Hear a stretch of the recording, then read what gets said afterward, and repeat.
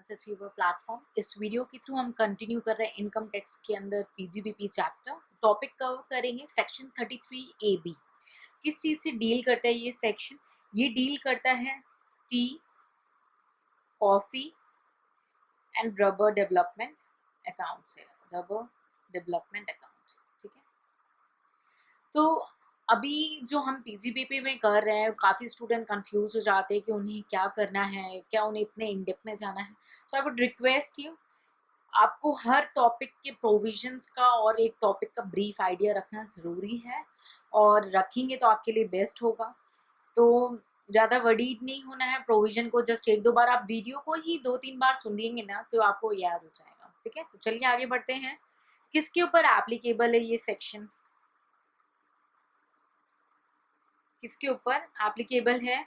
ये एप्लीकेबल है हर उस एसएससी के लिए, ठीक है। हर उस एसएससी के लिए जो कि ग्रोइंग एंड मैन्युफैक्चरिंग का काम कर रहे हैं। किस चीज़ को ग्रो या मैन्युफैक्चर कर रहे हैं? वो टी, कॉफ़ी या रबर को ग्रो मैन्युफैक्चर कर रहे हैं इंडिया के अंदर, ठीक है।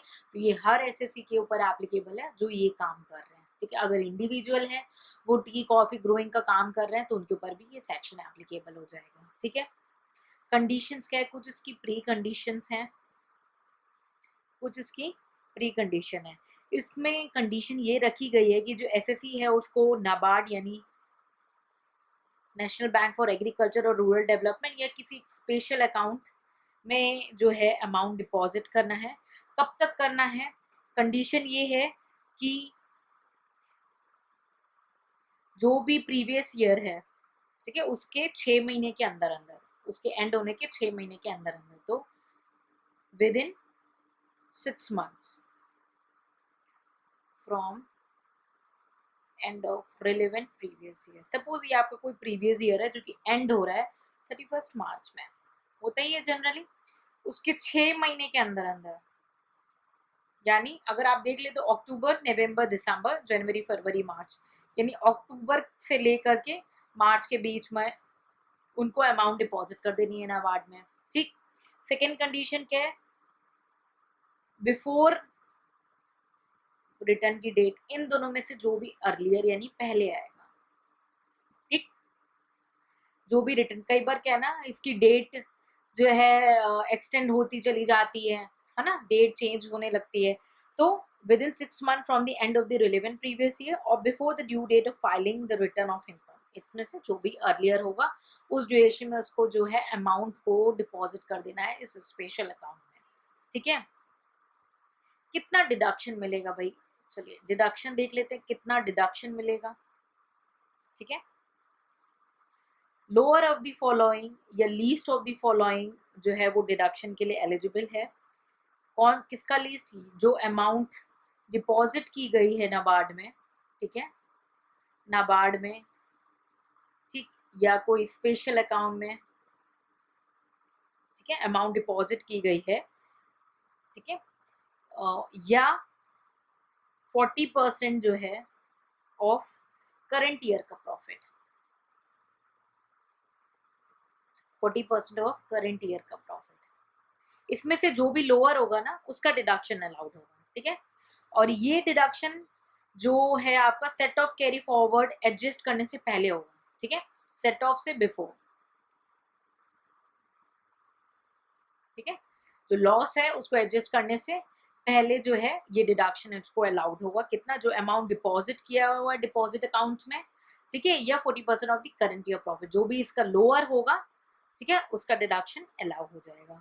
अगर डिडक्शन, ठीक है, अगर डिडक्शन जो है किसी फर्म ने क्लेम कर लिया है तो उसके पार्टनर को यानी उस इंडिविजुअल को वो डिडक्शन का बेनिफिट नहीं मिलेगा, क्योंकि डबल डिडक्शन हो जाएगा ना, तो पार्टनर को नहीं मिलेगा, ठीक है। अगर जो है फर्म ने, एओपी ने या बीओआई ने डिडक्शन ऑलरेडी क्लेम कर लिया, ऑब्वियसली डबल डिडक्शन नहीं मिलता है, ठीक है।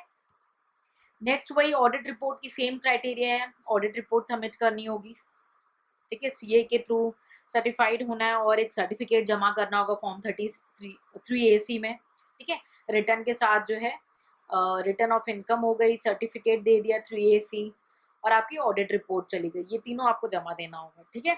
और ये तब जमा नहीं देना होगा अगर आप किसी और किसी प्रोविजन या किसी लॉ के अंदर ऑलरेडी ऑडिट करा रहे हैं, तो ऑब्वियसली डबल डबल तो हेडेक होनी नहीं है, तो ये स्मार्ट है आपका थॉट, ठीक है। और ये जो अमाउंट डिपॉजिट की है, यूज ऑफ डिपॉजिट अमाउंट, ये जो अमाउंट डिपॉजिट की है डिपॉजिट अकाउंट में, वो विड्रॉ करके यूज की जा सकती है बिजनेस पर्पस के लिए, ठीक है। किसी भी बिजनेस पर्पस के लिए वो यूज हो सकती है, बट डिविडेंड देने के लिए नहीं यूज होगी, ठीक है। या एज अ प्रॉफिट जो डिस्ट्रीब्यूट करते हैं वो भी नहीं, डिस्ट्रीब्यूशन के लिए नहीं होगी, डिविडेंड की तरह नहीं होगी, ठीक है। और बिजनेस के लिए यूज होनी है, और क्या करना है, परचेज करने के लिए यूज हो सकता है एलिजिबल एसेट्स, जो एलिजिबल एसेट्स है उसको उस अमाउंट से परचेज कर सकते हैं, ठीक है।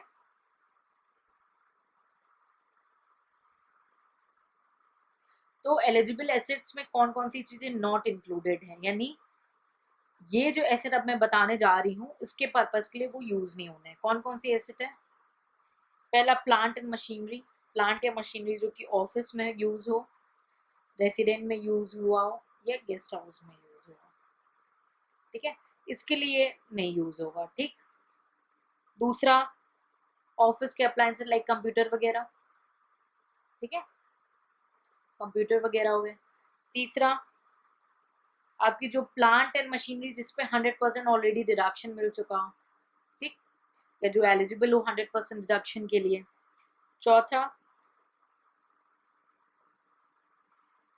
ये प्लांट एंड मशीनरी का इंस्टॉल्ड हो, ठीक है, किसी भी इंडस्ट्री वगैरह में इंस्टॉल हो, जो कि 11 शेड्यूल का एक आर्टिकल है वहां पे मेंशन हो, उसके अकॉर्डिंग इंस्टॉल्ड हो, ठीक है। तो ये कुछ ब्रीफ थ्योरेटिकल प्रोविजंस थे, ठीक है। अब एक न्यूमेरिकली हम देखेंगे, न्यूमेरिकली क्या देखेंगे कि मैंने बोला डिडक्शन मिला, तो वही बात हो गई, पीएनएल है, पीएनएल में आपने इनकम या रेवेन्यूज यहाँ पे दिखा रखी है, अपने इनफ्लोज यहाँ पे दिखा रखी है, यहाँ पे आप अपने आप खर्चे दिखाते हैं। तो डिडक्शन जो as per income tax calculate करेंगे, क्या करेंगे, जो 40% ऑफ करंट ईयर प्रॉफिट है यानी ये, और जो अमाउंट आपकी डिपॉजिट है टी बोर्ड वगैरह के अकाउंट किसी भी, इनका जो भी लोअर होगा वही यहाँ पे एज एन एक्सपेंस दिखाई देगा, ठीक है, वही आपका प्रॉफिट को रिड्यूस करेगा, उसी को बोलते हैं एज अ डिडक्शन अलाउड, ठीक। एक तो ये न्यूमेरिकल पॉइंट आपके ध्यान में रखने वाली बात है, ठीक। दूसरी न्यूमेरिकल पॉइंट आपको याद होगा, टी कॉफी रबर से रिलेटेड मैंने एग्रीकल्चर वाले वीडियो में ये कवर कराया था, रूल 7A 7B और 8, है ना, जो डिडक्शंस मिलते हैं। तो उस केस में इसके न्यूमेरिकल कैसे सॉल्व होंगे, चलिए देखते हैं, ठीक है। प्रॉफिट कैलकुलेट कर लेना है नॉर्मली, ठीक है, ये आपका प्रॉफिट हो गया। अब प्रॉफिट से डिडक्शन हम रिड्यूस करेंगे, डिडक्शन अंडर सेक्शन 33AB, ठीक। लीस्ट रिडक्शन है 40% ऑफ द प्रॉफिट या अमाउंट जो डिपॉजिट हुई है बिफोर द ड्यू डेट, इसका जो भी लोअर होगा वो रिड्यूस हो जाएगा, तो बैलेंस आ जाएगा आपका प्रॉफिट ऑफ बिजनेस, बैलेंस आपका प्रॉफिट ऑफ बिजनेस आ गया। अब अप्लाई होगा, अब अप्लाई करेंगे हम रूल 7A B और E, ठीक है, इस प्रॉफिट पे, ठीक है। तो एग्रीकल्चर प्रॉफिट कितना हो जाएगा इसका, 65%, आप उस वीडियो को एक बार रिकॉल कर लेंगे, 75% या 60% of the profit of the business, ठीक है, और डिफरेंस जो होगा वो आपकी बिजनेस इनकम हो जाएगी, ठीक है। तो ये प्रॉफिट डिडक्शन के बाद जो प्रॉफिट होगा उसको डिवाइड करेंगे एग्रीकल्चर और बिजनेस पर्पस के लिए, ठीक है। सो आई होप ये आपको क्लियर हो गया, यानी टोटल प्रॉफिट आपने बिजनेस, जैसे सपोज करो कोई टी के बिजनेस पे है, ठीक, उसका बिजनेस में प्रॉफिट आ गया है, ठीक है, सपोज करो प्रॉफिट आया है, टी मैन्युफैक्चरिंग का काम था, उसको प्रॉफिट आ गया 120 लाख का, ठीक है, उसको प्रॉफिट आ गया। तो अब हमें डिडक्शन देना है कितना, प्रॉफिट का 40%, यानी 120 का 40%, ठीक। और deposit in account, suppose deposit आपने किया हो 50 लाख रुपए, तो ये कितना आ रहा है, 48 आ रहा है, तो लोअर डिडक्शन अलाउड होगा 48, बचा कितना आपका 72 लैक्स, ठीक है। अब इस 72 लैक्स का हम जो है बिजनेस पर्पस निकालेंगे, टी है तो 40% हो जाएगा, 40% हो जाएगा ना बिजनेस पर्पस, तो 28,80,000 हो गया, आई होप आपको समझ में हो रहा है, रूल 8 एप्लीकेबल हो रहा है ना, रूल 8 के हिसाब से 40% of the profit is for business purpose रहता है। ठीक, अब आने के बाद आप इसमें एडजस्ट करेंगे अपने कोई ब्रॉड फॉरवर्ड लॉसेस, कोई पुराने जो लॉसेस हैं जो कि अंडर सेक्शन 72 में है, जिसको हम फीचर वीडियो में बहुत डिटेल में कवर करने वाले, अब वो आके यहाँ पे आप माइनस करेंगे, वो एडजस्ट करेंगे। ठीक है, उसके बाद जो होगी आपकी बैलेंस इनकम आ जाएगी। ठीक, और ये तो देखिए आपका 40% आ गया। ठीक, 60% भी तो कहीं दिखाओगे भाई, तो जो बैलेंस 60% है वो आपका क्या होता है, एग्रीकल्चर इनकम होता है ना, एग्रीकल्चर इनकम। तो ये किस हेड में आ जाएगा, इनकम फ्रॉम अदर सोर्सेज में चला जाएगा। ठीक है, इनकम फ्रॉम अदर सोर्सेज में चला गया एग्रीकल्चर, और एग्रीकल्चर इनकम क्या होती है आपकी, एग्जेम्प्ट होती है अंडर सेक्शन 10 सब क्लॉज 1, तो ये वैसे ही एग्जेम्प्ट होना है, बैलेंस नील होगा आपका। ठीक है, टैक्सेबल इनकम नील हो जाएगा। तो आपको क्लियर हुआ, आई होप इसमें से आपको क्लियर हो। कई बार ऐसे न्यूमेरिकल आ जाए ना और कुछ डिटेल ज्यादा क्वेश्चन में दी ना हो, तो आप ये भी मेंशन कर सकते कि आपने एज्यूम किया कि जो अमाउंट है वो 6 महीने के अंदर या रिटर्न की डेट से जो भी अर्लियर आ रहा था आपने डिपॉजिट कर दिए। ठीक है, उस हिसाब से मेंशन करेंगे। तो आई होप ये न्यूमेरिकल जो मैंने आपको दोनों इंपॉर्टेंट फैक्ट्स डिस्क्लोज किए वो भी क्लियर हो गया।